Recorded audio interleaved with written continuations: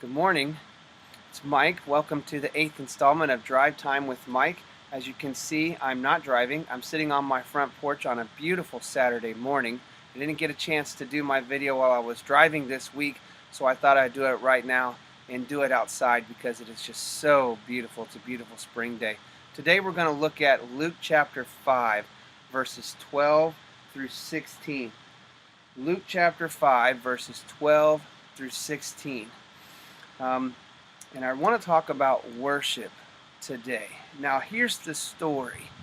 A leper comes to Jesus, and he wants to be healed. And he's full of leprosy, which means he's got it pretty bad. And in verse 12, he sees Jesus, and he drops to his knees, and he worships Jesus, and he says, "Lord, if you will, you can make me clean." And Jesus says, "I will." And he makes him clean. And then he tells him to go to the priests and show himself and perform the rituals that were required for a leper to be cleansed. And then it turns out that people begin to hear about this miracle all over the place, and Jesus' fame spreads around, and he just becomes even more popular. The thing that really caught my attention when I was looking at this is verse 12. You know, he falls down at Jesus' feet and he worships Jesus. And he says, "Lord, if you will, you can make me whole. You can cleanse me. You can heal me." And Jesus was moved, and he does. But you know what really started the whole thing was he worshiped Jesus. Not only did he worship Jesus, but it was like he was prepared to accept whatever consequences, whatever answer Jesus was going to give him. He doesn't plead his case. He doesn't say why he's qualified. He doesn't really do anything other than just throw himself at the mercy of Jesus. And it's all up to Jesus. And he's just prepared to accept his fate. It really got me thinking, because in Luke chapter 17, Luke chapter 10, verse 27. Luke chapter 10, verse 27. Jesus says this. He says that we are to love the Lord our God with all our heart, mind, soul, and strength. We're to love the Lord our God with all our heart, mind, soul, and strength. One of the best ways that you can show God that you love him is to worship him. Now, earlier in the chapter, we looked at where Peter's obedience caused him to see God working in his life in a mighty way, and in other people's lives as well. Now, this leper is going to see Jesus work in his life in a mighty way, but it wasn't necessarily obedience that caused it this time. Instead, it was worship. It was worship. So think about this. Worship is one of the best ways that you can show God that you love him. And to show God that you love him, you're supposed to do it with your heart, mind, soul, and strength.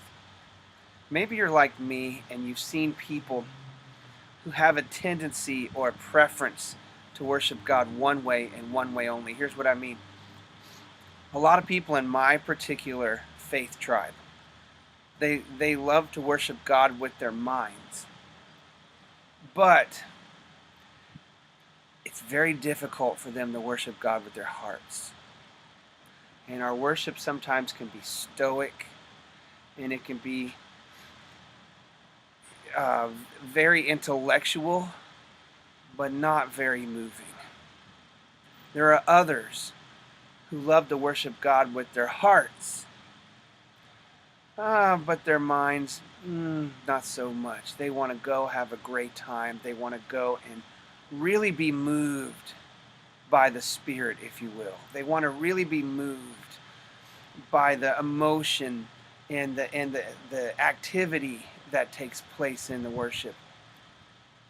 But when it comes to what they've learned, or when it comes to some sort of deep teaching, not so much. Can you relate? Don't we tend to choose one or the other? Here's the thing that I think most of us, if we're being honest, struggle with. It says to love the Lord your God with all your strength. And just imagine worshiping God with all of your strength. When was the last time that you left worship exhausted because you worship God with all of your strength? I mean, if we're being honest, most of us, at one point in time or another, and maybe still today, when we go to worship, we wonder, what am I going to get out of it? Not so much, what can I give God in my worship? When was the last time mentally or emotionally or with all your strength, when was the last time you literally fell at the feet of Jesus? When was the last time you figuratively fell at the feet of Jesus with your mind or with your heart or with your strength? When was the last time you worshiped Jesus so hard that when you left church, you were exhausted? When was the last time you bared your soul in worship? I think that if you want to see God's mighty hand in your life, then you need to worship God with everything that you have. Leave it all out there on the floor at Jesus' feet. And if you do so, I bet, just like this leper, you might see that you're healed of something. Maybe it's sin, maybe your mind might change and you've got some sort of way of thinking that hurts you and keeps you down. Maybe God would just work literally a miracle in your life. Because God loves it when we love Him. Ultimately, Jesus came to turn our hearts back to God. One of the most powerful ways that Jesus can turn your heart to God is if you will engage in worshiping Him, and if you'll do it with your heart, mind, soul, and strength. Leave everything at the feet of Jesus. Try it. See if it doesn't produce the mighty workings of God in your life. Be blessed.